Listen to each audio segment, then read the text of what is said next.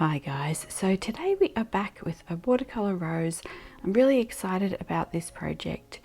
The colors are still a little bit wintry, so when I painted this we were still living in a snow globe and there was just, I don't know, a couple of feet of snow on the ground just everywhere. So you can see I was kind of inspired still by those wintry pastel colors. So I will let you know which colors that I used, but feel free to use any, more springy colors or things that are inspiring you at the minute. You can see that the first, I had kind of an idea of this in mind, and so I actually did a little kind of pre-painting to send off with a painting, and just to kind of have a little play as well. So this is something really lovely that you could put in a card, or just a really nice page in your sketchbook, and start doing some kind of floral abstracts.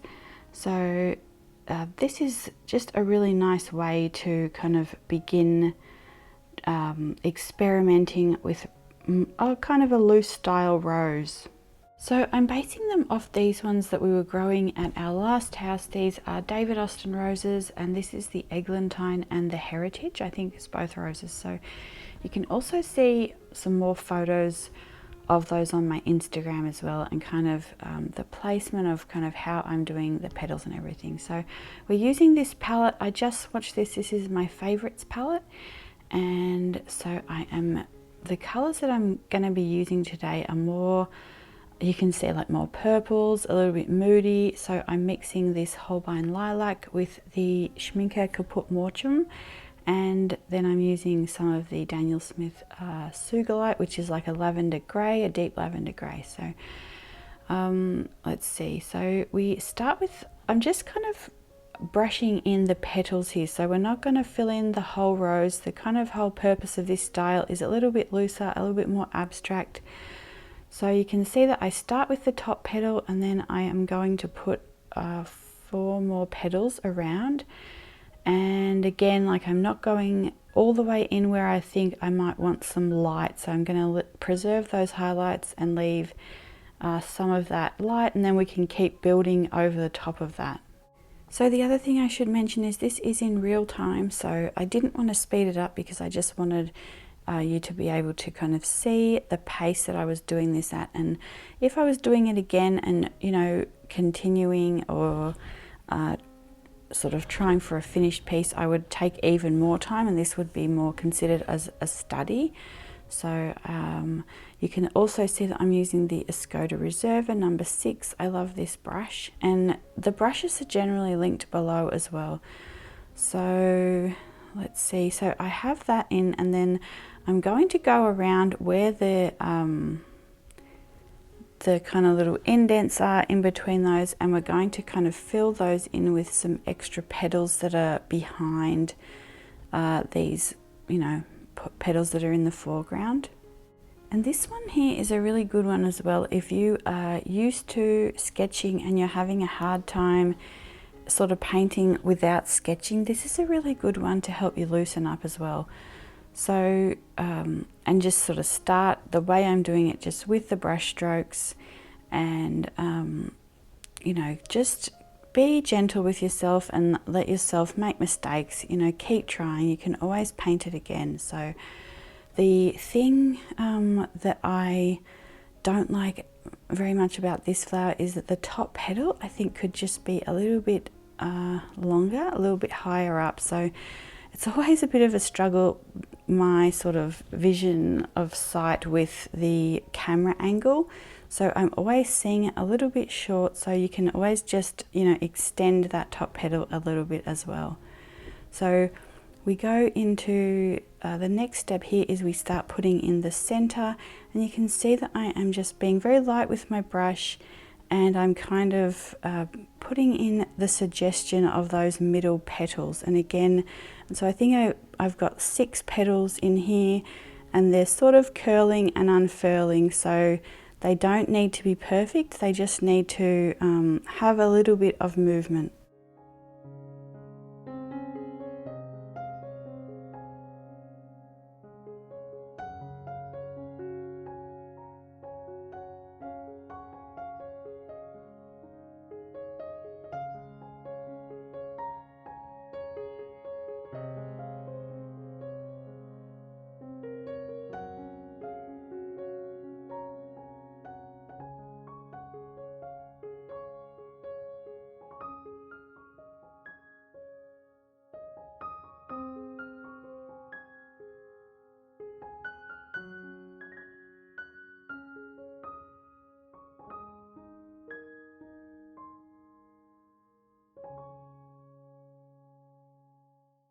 Okay, so you can see once we sort of start sketching that in, and again, you know, we've been talking about watercolor being different to other mediums because you are preserving the highlights and you're putting the shadows in last. So you can see here that I'm going back in with a little bit of a deeper, darker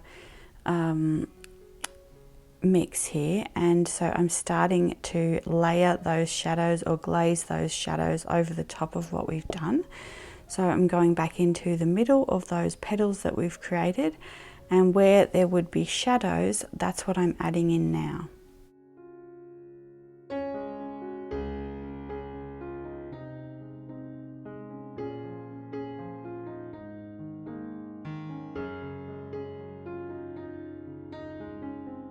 So the other thing is, you know, it might be helpful to have an actual sketch of this. So I will try and get a printable and a sketch in the shop.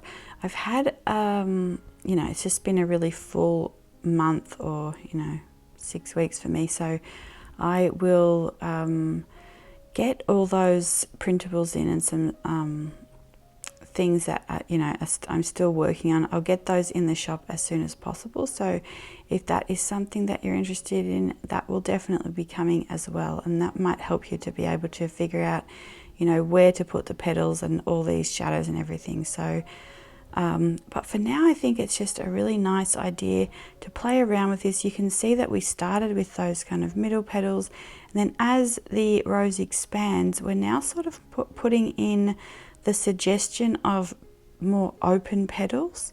And so we're just creating again these soft light mixes and building this up slowly. So one of the things that I always regret if I don't build up the painting slowly, if I put, you know, too saturated of a color on too quickly, I always regret it and end up wishing I could go back and do some softer layers and just take more time. So that is a key as well.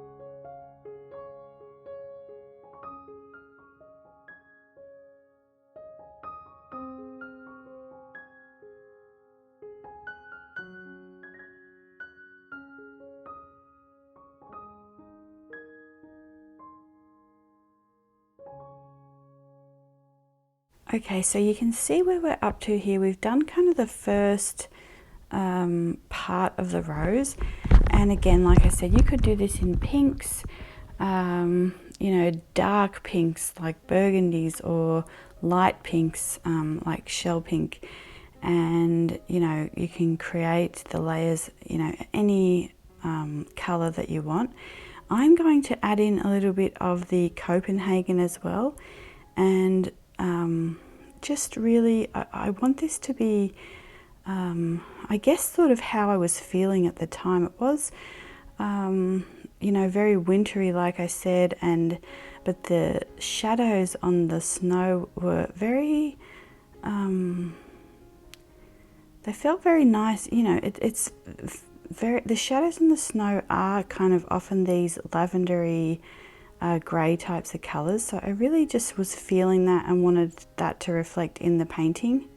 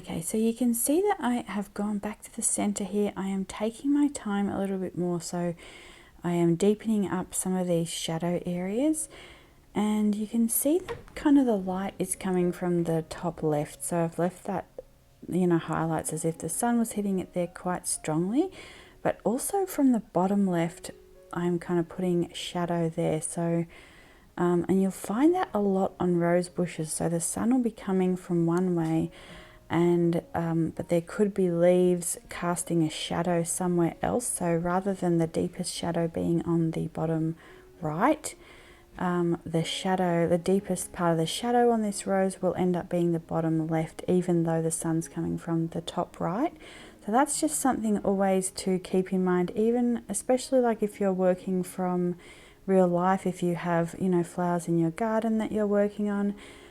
The shadows could be coming from all different angles. You know, you might have heard sort of keep the light source from one area, but you want to be true to where those, you know, different light and shadow is falling based on, you know, other factors like the other leaves and the other roses that could be also obstructing some of that light.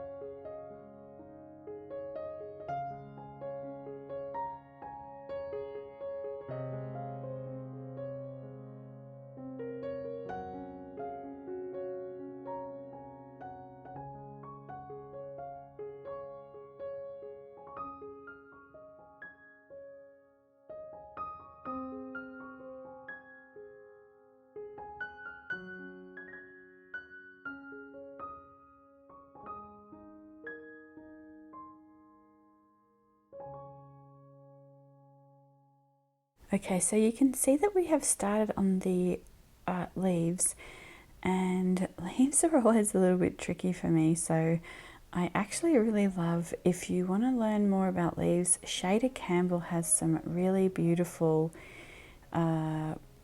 tutorials on just painting leaves, drawing leaves. She did a really nice video recently on the anatomy of a painting, and she went through how to place florals and where to place the leaves and everything like that. So that is a really good one to watch if you haven't seen that one. So I am using some sort of handmade watercolors, Torridon Sandstone. This is by Wallace and Seymour.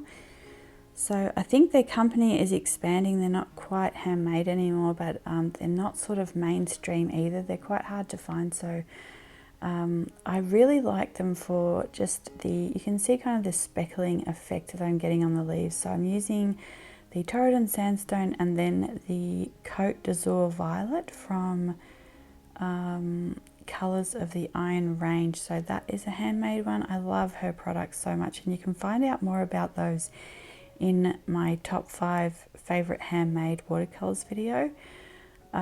So you can see that it just gives this texture, immediate texture to the leaves, which I really, really love. So, and then I am also putting another sort of just an angle, just a corner of the rose in, you know, in the corner there.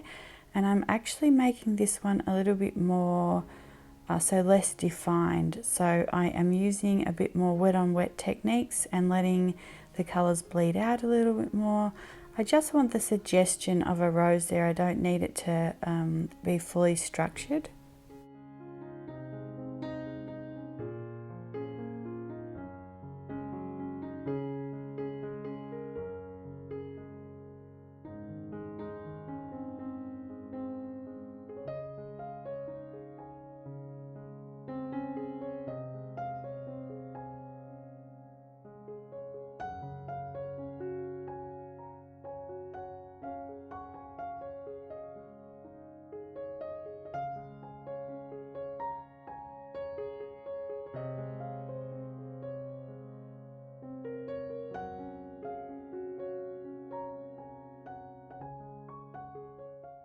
Okay, so you can see that we are getting ready to do the background. So first of all, I am sort of soaking the background with water, and I want to get all of the parts of the background wet here to where it is glistening, so I can add water, and then if I don't feel like it's wet enough, I can continue to add water, just add a bit more water before I put colour in, and that way the colour's just going to the wet on, you know, we're doing a wet on wet technique, and the colour will bleed out really nicely and smooth out really nicely onto the background here. So you can just continue to add colour, and it should all blend out very nicely if the page is wet enough. And then if you get a sort of puddle of water on the side, you can easily just soak that up with a dry brush. So just wet your brush on a tissue and then soak up the water.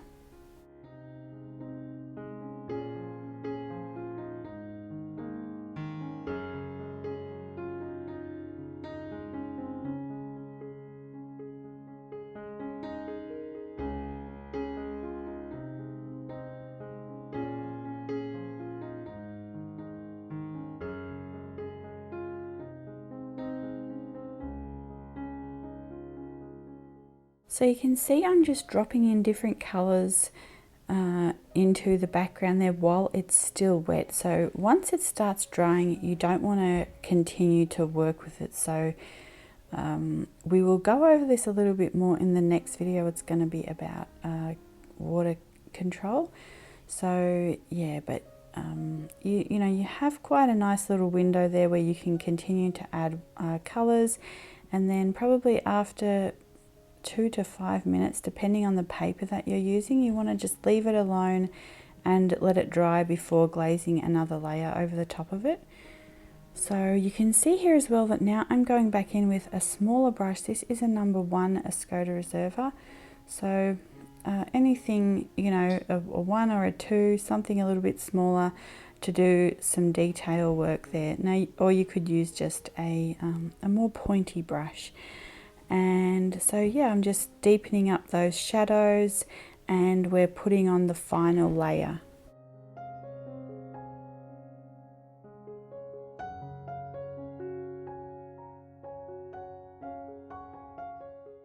Okay, so I am going into the rose gold. So this one is another handmade one by Paint and Paper Studio. I absolutely love their colours as well. So I am not sure, Zandra, if you're having any shop updates, do let us know. And so yeah, this is a beautiful rose gold colour, and basically you can see here that I'm just doing the veins in the petals with the shimmer. So I always like to use unexpected things. You can see that underneath I've used the textured colours, and now I'm using a shimmer colour for the veins. And I think I do go out of the leaf a little bit here. I'm painting, I'm holding my phone and I'm looking through the phone to paint, so yeah, I do make a little bit of a mistake there, but I can easily lift it. That's one really nice thing about these colours. And yeah.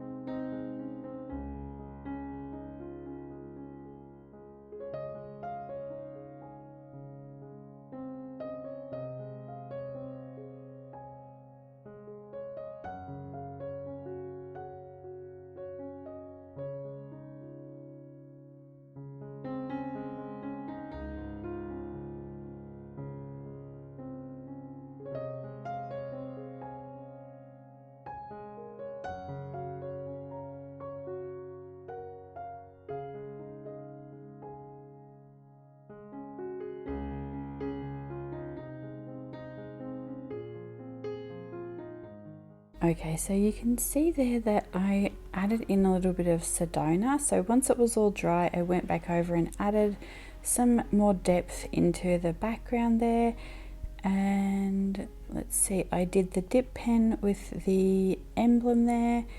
And at this stage, I also wanted to add something else to the leaves. So I feel like leaves for me are always a bit more tricky, and I really need some leaves in front of me to sort of be inspired by them and sort of see how they're turning and how to place them on the page. So I didn't have any, so what I've just decided to do here is take a liner brush, which I really like because it allows me to paint a little bit less controlled. So I take a liner brush and I just kind of add in some silver just outlines of some you know, other leaves that are on top here. And so I'm using Daniel Smith Moonstone for this, and I just really like this finishing touch. So they're not full leaves, you know, you can see through to the other leaves underneath, but I just really like continuing to build those different layers on top of the painting. So that is it for this tutorial, and I do have a couple of other, like some pink roses over on Heirloom Luxe. They're older videos, but you'll be able to see kind of where I started with the roses, and so they might be helpful for you as well. And let's see, the other thing is the doves are back. So I know some of you have been waiting to see the doves, so there's a little bit of footage. They actually didn't go to the first nest, so last year they went to the nest out in the gazebo, and they've actually gone under the front porch. So yeah, they're in a bit of a different spot. So the other thing I wanted to say was thank you so much for the well wishes for my sister. So there you go, there's the dove. So the hemiplegic migraines mimic a stroke, so there were some lasting symptoms. They are starting to get better now, and she's got to see a neurologist, but we really appreciate the care and support that you've all shown. And yeah, so I will see you tomorrow. Bye.